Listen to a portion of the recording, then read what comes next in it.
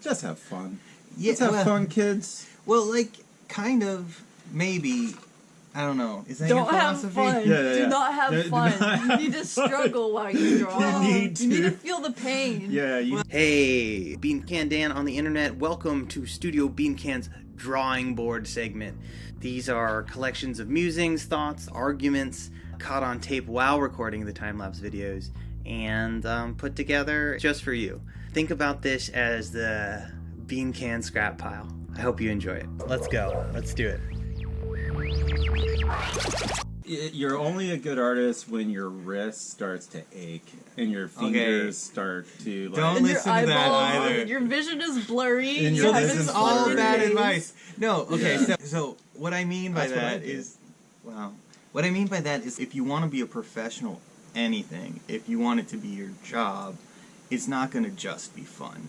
So I think it's important to talk about that aspect of it. There's something about the process of the creation that you have to instinctually like or be driven to do, because it can be really a struggle a lot of times, and the only way you continue past that struggle is because there's something inherent in the process that you enjoy.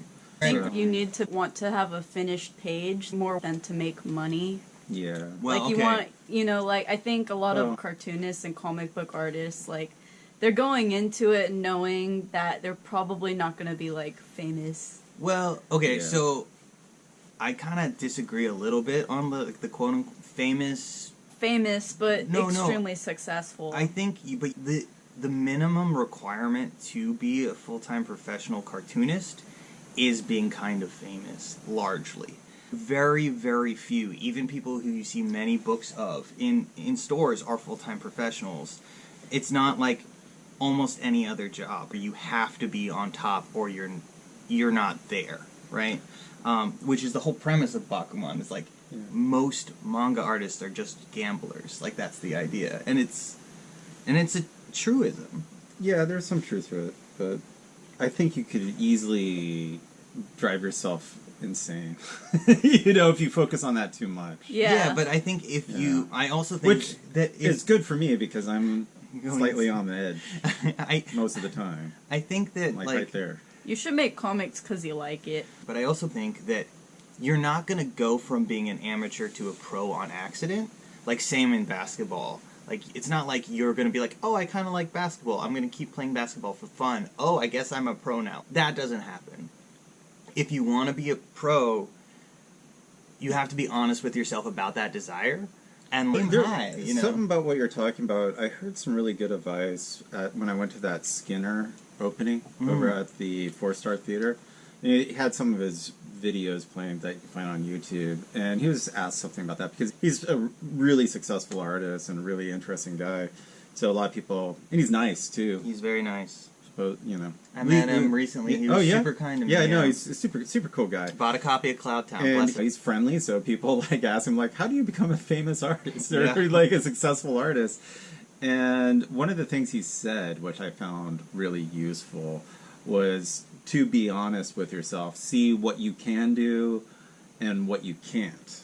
Like, if he tried to be a Kim Jong-gi, that's not his skill set, but what he has to offer is unique and more interesting if he just finds what he's about and focus on that. So you hone in exactly what you're good at. Yeah, as you identify your strengths and weaknesses. And I thought that was a really wise way of looking at it. Like, no one's going to be able to be the perfect artist, and there'll be certain styles that are in and then the styles that are out, like the digital painting, hyper realistic style that was in, at least for visual development for games, for a long time. It's still kind of in, but that might not be what you do. You might just like to do line art or more abstract art or any other thing. You find that and you'll feel better about your career too. you know? Sometimes it takes a while for people to discover your certain style, like no. Kind of... So I've certainly gotten advice from friends of mine that are professional full-time cartoonists, and one way they thought about it... I don't know what my style is. I'm still figuring it out. Yeah. Yeah. Figuring it out. But, like, the idea... That's what I said.